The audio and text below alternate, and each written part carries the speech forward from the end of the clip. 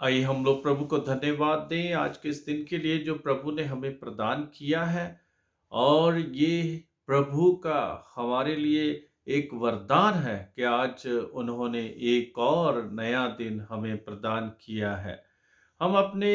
जीवन में देखते हैं कि कई बार लोग टूट जाते हैं, निराश हो जाते हैं, हताश हो जाते हैं, घबरा जाते हैं, भयभीत हो जाते हैं, डर जाते हैं और अपने जीवन में बहुत कुछ खो देते हैं। लेकिन हमें ये समझना चाहिए और विश्वास करना चाहिए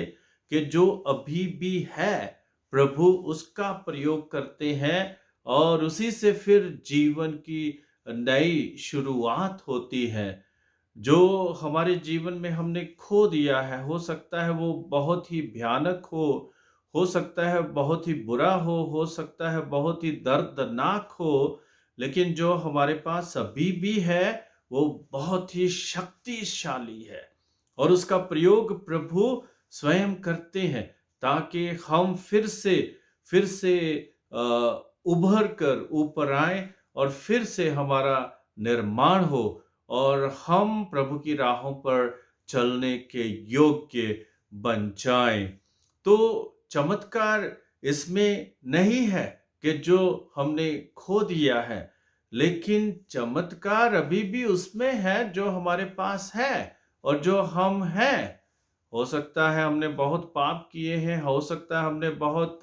दुष्ट कार्य किए हैं, हो सकता है हमने बहुत ही गुनाह किए हैं, लेकिन अभी भी उम्मीद है, अभी भी आशा है कि हम बदलकर प्रभु के संग संग चल सकते हैं। हम प्रभु के अभी भी प्रिय बन सकते हैं और अभी भी हम पश्चाताप करते हुए प्रभु की राहों पर चल सकते हैं। हम शमूएल के दूसरे ग्रंथ में पढ़ते हैं 12 अध्याय 1 से 25 वाक्य में दाऊद के विषय में कैसे जो नाथान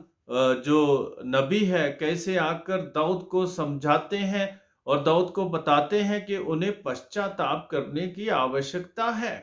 और दाऊद को समझाते हैं कि उन्होंने पाप किया है और इसके लिए उनको सजा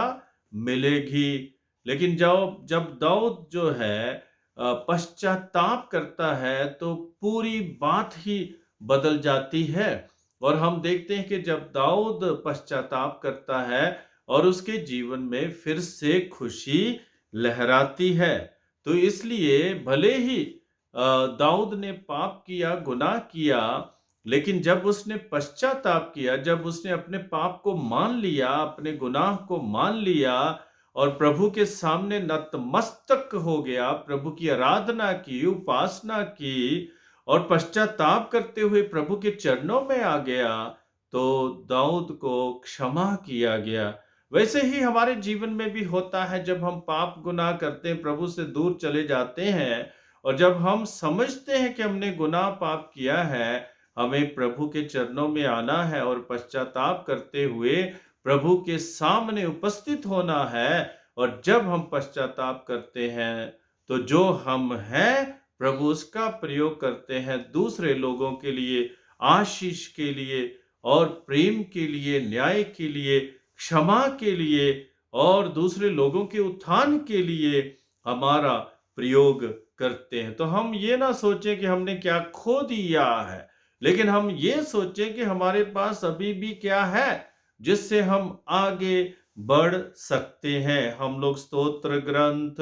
34 अध्याय और 18 वाक्य में पढ़ते हैं कि जिनके हृदय टूटे हैं, प्रभु उनके नजदीक हैं और जो बहुत ही हताश हो गए हैं, प्रभु उन्हें बचाते हैं। ऐसा विश्वास हमें रखना है कि प्रभु हमारे जीवन में कार्य करते हैं। हम देखते हैं उड़ाऊ पुत्र के जीवन में उसने काफी कुछ खो दिया था, अपने परिवार को खो दिया था, अपने दोस्तों को खो दिया था,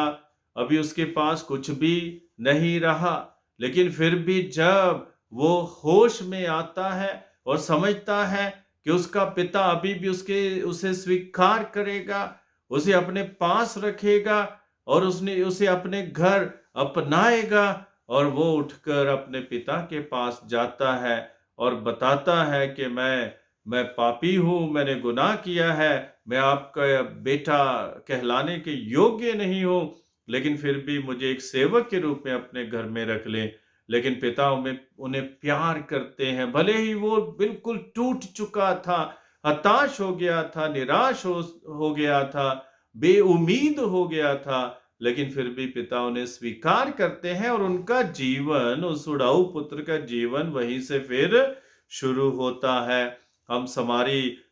स्त्री के विषय में पढ़ते हैं, बहुत पाप किए हैं, बहुत गुनाह किए हैं, और संत यूहन्ना के सुसमाचार में 4 अध्याय में हम लोग पढ़ते हैं कैसे प्रभु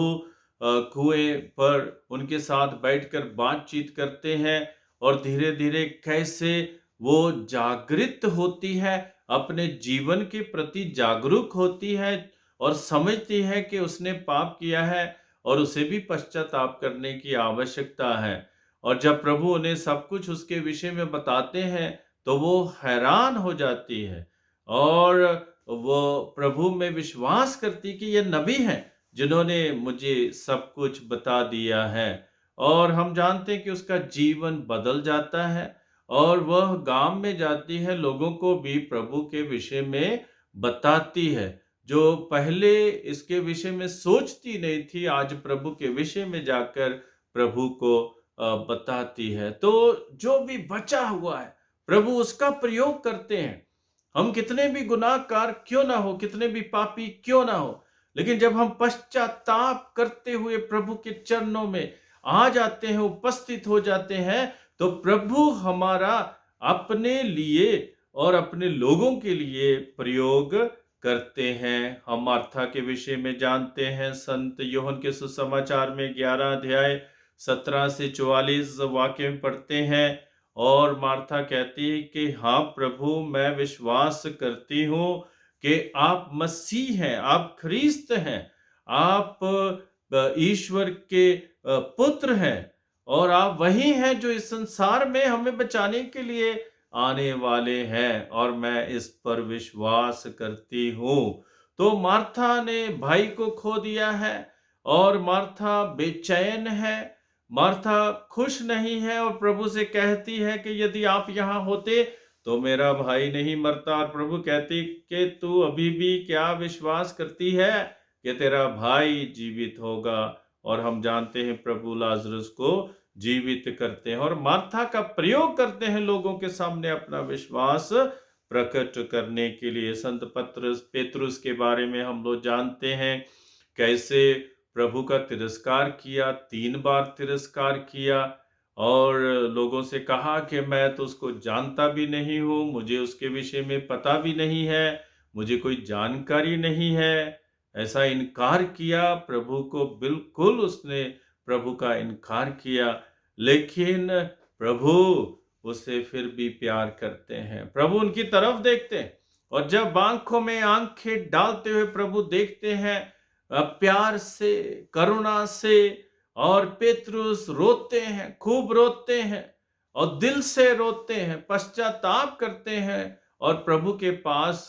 लौटते हैं और जानते हैं कि प्रभु के बिना कुछ भी नहीं है। संत यूहन्ना के सुसमाचार में 6 अध्याय में हम लोग पढ़ते हैं कैसे प्रभु जब पूछते हैं क्या आप भी मुझे छोड़कर जाना चाहते हो, तो पेतरुस कहता है कि हम कहाँ जाएं, आपके पास अनंत जीवन के शब्द हैं और आप ही वो भेजे हुए मसीह हैं जिनका हम लोग इंतजार कर रहे थे, जिसकी हम लोग बाट जो रहे थे, आप ही वो मसीह हैं। वही पेतरुस कहते मैं उसे जानता नहीं, लेकिन प्रभु फिर भी उसे छोड़ते नहीं। ये नहीं कि उसने पाप कर दिया तो प्रभु ने उसको बिल्कुल छोड़ दिया, नहीं, उसने पश्चाताप किया। संत पेतरुस ने पश्चाताप किया और प्रभु उनसे पूछते क्या तुम मुझे प्यार करते हो, क्या तुम मुझे प्यार करते हो? और पेतरुस कहते हैं प्रभु जी आप जानते हैं कि मैं आपको कितना प्यार करता हूं। वो जानता है, वो जानता है उसने क्या किया, वो जानता है उसने क्या किया कि प्रभु का तिरस्कार किया, लेकिन फिर भी प्रभु उसे फिर से बनाना चाहते, प्रभु उसका निर्माण करना चाहते हैं और प्रभु उसे बहुत बड़ी जिम्मेदारी देना चाहते हैं, कलीसिया की जिम्मेदारी देना चाहते हैं। कलीसिया की अगुवाई करने की, कलीसिया का नेतृत्व करने की जिम्मेदारी देना चाहते हैं। तो हम देखते हैं कि कितने ही लोग हैं जो टूट चुके थे और जिनके पास कोई भी उम्मीद नहीं थी, आशा नहीं थी। आज प्रभु के चरणों में जब आ गए तो प्रभु उनका सही तरीके से प्रयोग करते हैं। आज हम भी मुड़े, आज हम भी प्रभु के चरणों में आ जाएं, पापों को छोड़ते हुए, गुनाहों को छोड़ते हुए, नफरत को छोड़ते हुए, घृणा को छोड़ते हुए प्रभु के चरणों में आ जाएं। आज के दिन को सफल बनाएं और आने वाले समय को भी प्रभु के चरणों में समर्पित करें। पश्चाताप करते हुए प्रभु के पास लौटें। जब हम प्रभु के पास लौटते हैं तो प्रभु हमें आशीष प्रदान करते हैं। तो आज हम प्रभु के पास लौटें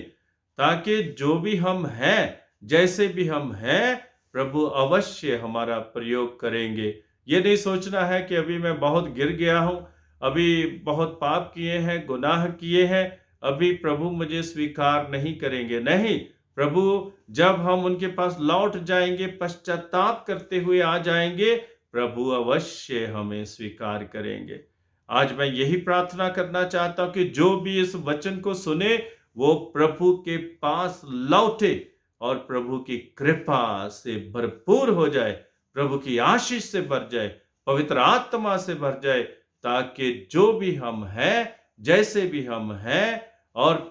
जैसे हम पश्चाताप करते हुए प्रभु के चरणों में आते हैं, प्रभु हमारा प्रयोग करे ताकि हम प्रभु के नाम पर दूसरों के लिए आशीष बन जाए, ताकि हम दूसरों के लिए प्रभु के नाम पर आशा बन जाए, ताकि हम लोग दूसरों के लिए प्रभु के नाम पर प्रेम बन जाए। प्रभु आपको